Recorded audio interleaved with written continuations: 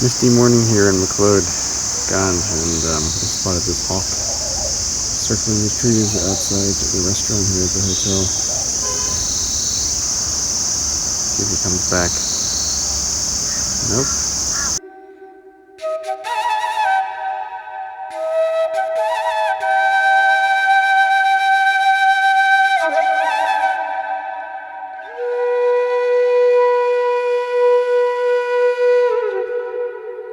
Something new.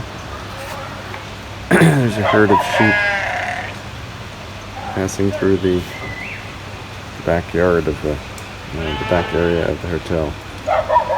Forest behind the hotel. They kind of like invaded this forest area with these sheep. Huh. Hey, what's up? It's Chris H from the vlog called Wanderlost. It's the official name now. I'm still in McLeod Ganj, India, and I recently came down with a cold. I think because the weather changed here, and it got very cold at night. Strangely, they don't have any internal heating systems here in this town, as far as I can tell. You know, it gets very cold here in the winter, and I believe they have snow. It's like in the mountains, and yet there's no like heating system. There's no boiler. There's no heating ducts in the room. There's nothing. So it's a little strange for me. And usually in my experience, because this also happened to me in Taiwan, if I'm in a place and the weather drops below a certain temperature and I don't have internal heating in my room, I always get sick. It's like 100% of the time, like 10 out of 10, whatever it's been, maybe 6 out of 6 times or something.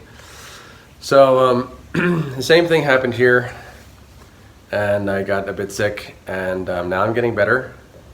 So I wanted to show you something that I think is kind of interesting, which is like some Tibetan medicine.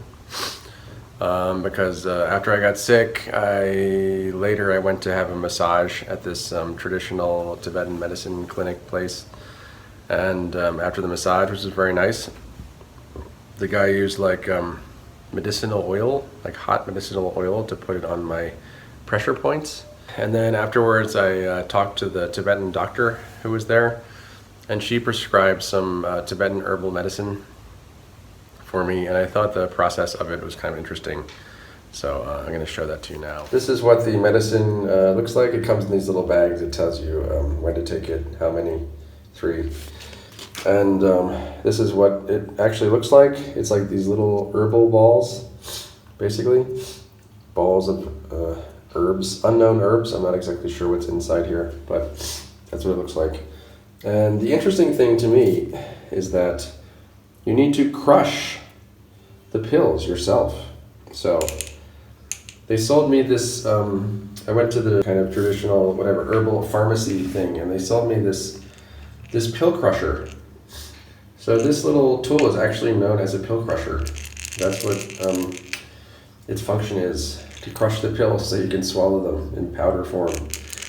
So I put the 3 pills in this pill crusher thing, and then I crush the pills. Basically, I turn this. This is like hands-free camera work. So I'm turning the pill crusher as hard as I can to crush the pills, trying to. So I'm crushing the pill myself. There it is. It's getting crushed. Just got crushed. Okay, so I finished crushing the pills, and now I'm going to unscrew the top of the pill crusher. By the way, this part is for storage.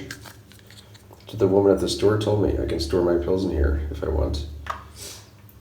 Pretty handy. So I'm taking off the top of the pill crusher, and you see it's all powder. Well, it's not all powder. I didn't do a great job of crushing the pills, but it's much more powdery than it was. So now I will take this straight and then follow it up with some warm water. I've been doing this for the last few days, morning, afternoon, and evening, and it seems to be helping. I seem to be getting better slowly.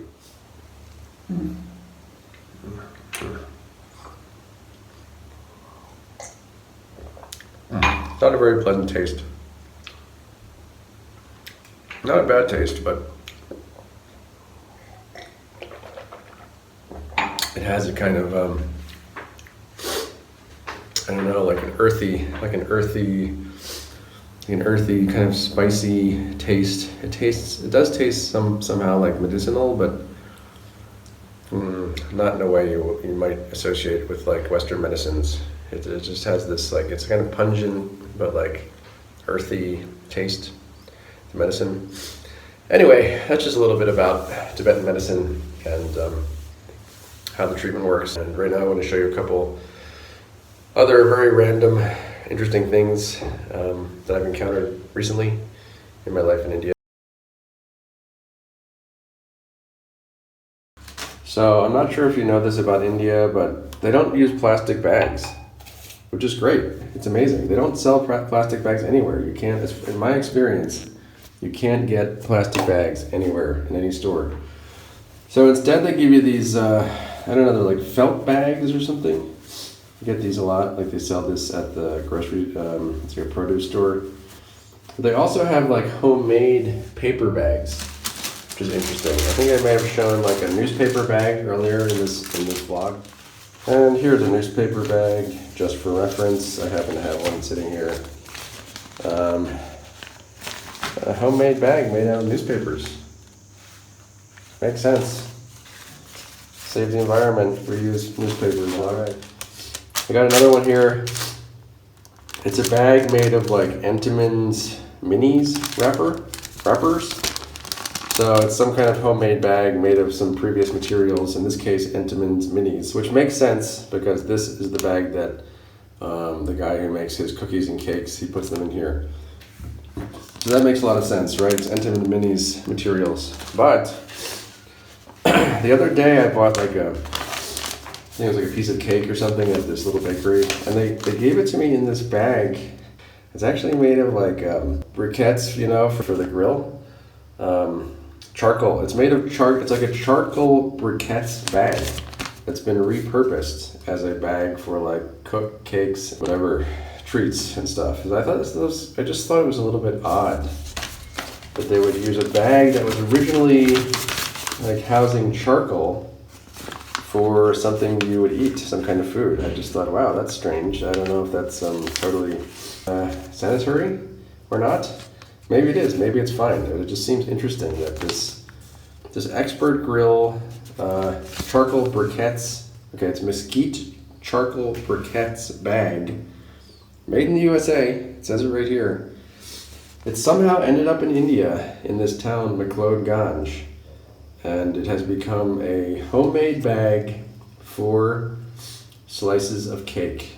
Strange, right? It's strange the way the world works these days.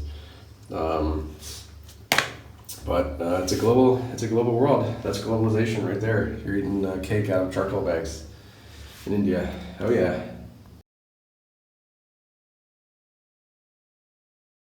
And also I would like to show this little heater that's been installed in my room recently that kind of saved my life.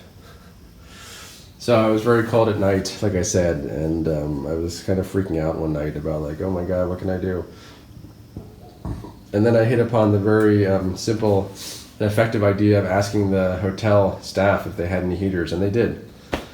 So they put this space heater in my room, and they're charging me extra for that per night. So it's like 300 rupees per night extra, which is actually, could be considered a lot for India, but I mean, it's only like $3 or something, $4. So it's an extra like let's say $350 per night for this heater, and it has definitely improved my my life here, my quality of life, you could say, because now I turn this on at night, and it's like slightly warmer in the room, and for me it's like much more comfortable, and I sleep much better. So there it is,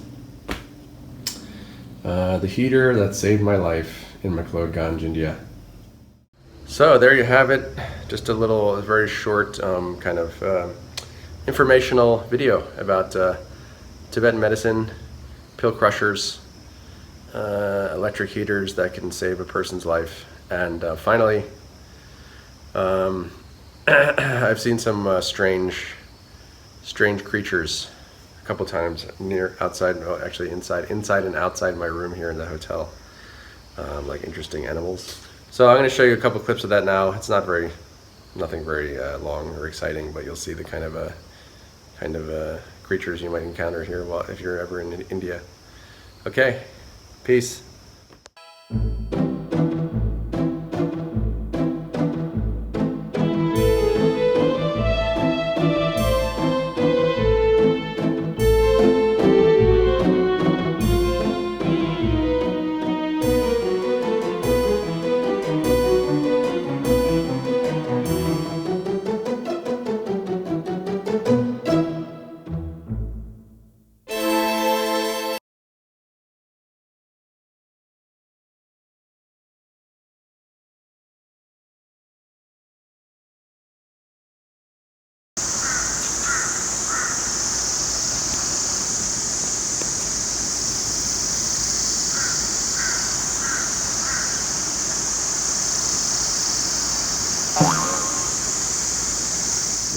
What the heck? So now they decided to do the grooming on my table.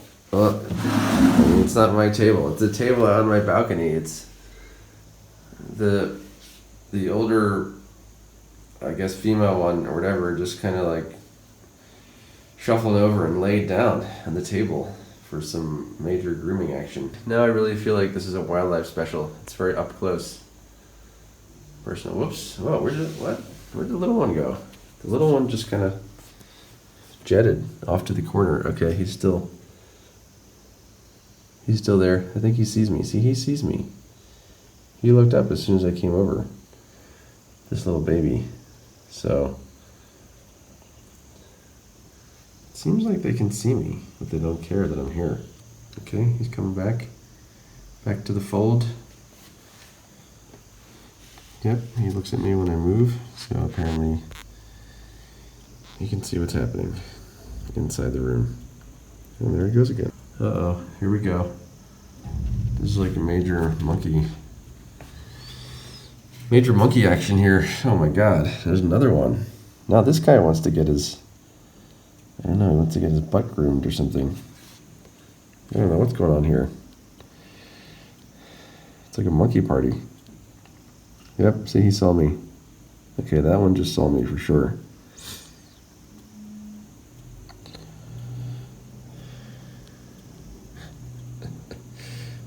Oh god. You know what? More grooming. It's not over yet. What's up, buddy? Whoop. Hi. Whoa. Hi there. Hello. Don't mind me, okay? I'm just filming. Whoop, look at the little monkeys coming up here again. He seems curious. He seems curious about me and the phone, but also afraid of me and the phone. Hey, buddy. What's up, little guy? Little guy's got this rubber band I left out there by accident in his mouth. Hope he doesn't swallow it. Now the second monkey is also grooming the big one. So we got a two-person grooming operation. It's like you're getting a two-person massage or something. And it's not over yet. I mean, this big one seems to love this grooming. Really getting serious about the grooming. Yep, the baby's getting involved too. Or trying to.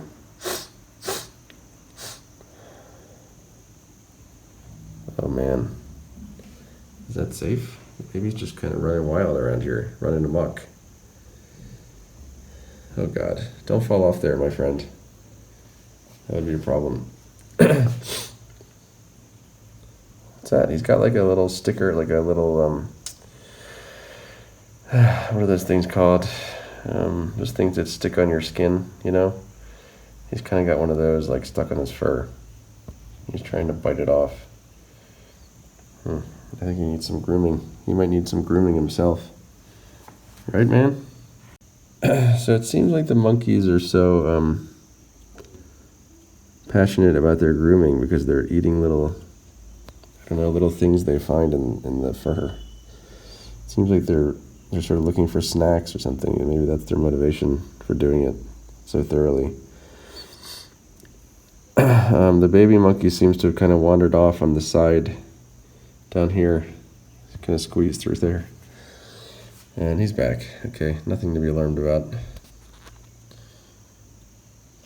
Oh, is the grooming? The grooming might be over. Oh, we got some more grooming. Now the juniors are getting groomed as well. Everybody's getting groomed here. Hello?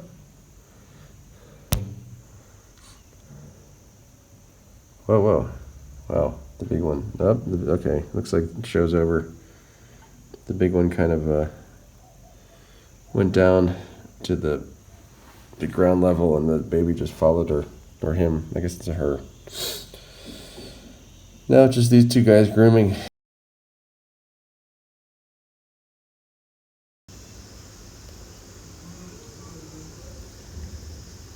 Oh, come on, man. Seriously? You're peeing on my balcony. Hey.